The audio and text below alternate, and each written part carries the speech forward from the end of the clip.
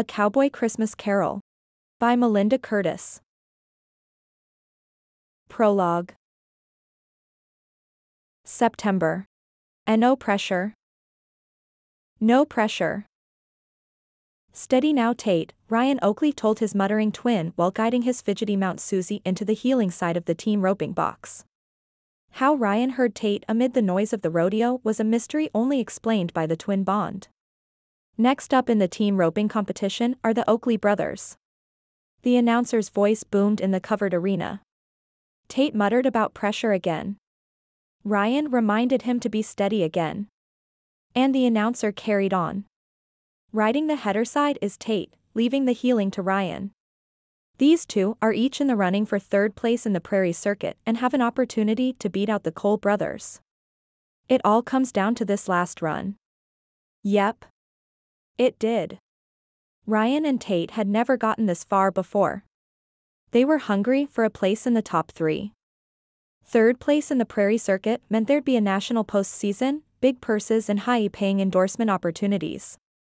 No pressure. No pressure. Steady now, Ryan repeated in a soothing voice. He eased back on the reins with his left hand, flexing his grip on the throwing rope in his right. You boys ready? Chet, the chute worker, asked Ryan, his white handlebar mustache twitching. At Ryan's nod, Chet released the steer with a clank of the gate. Out bolted several 100 pounds of compact Corrientes bovine intent upon hightailing it to the other side of the arena without being roped by horns or heels. Yah! Ryan kicked his horse into action. And even though Susie leaped forward, the world slowed for Ryan. In a few strides, Ryan and Susie were almost ahead of Tate, which wasn't good. Tate needed to be leading. And the steer was veering to the right, into Ryan's path. Not good either. Add half a second. Maybe more.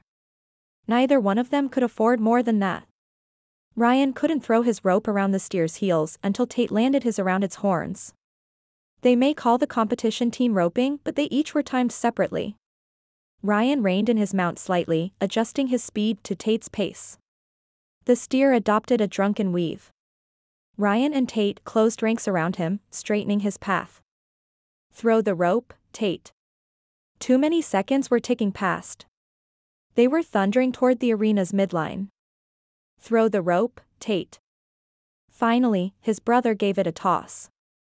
The lasso fell perfectly around both of the steer's horns.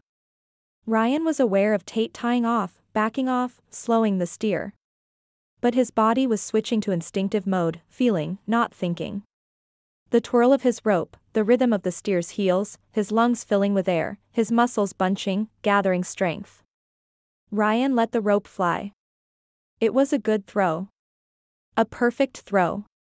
And yet he knew. He knew like he knew the sun was going to rise tomorrow. They'd taken too long. They'd both come in fourth. Again.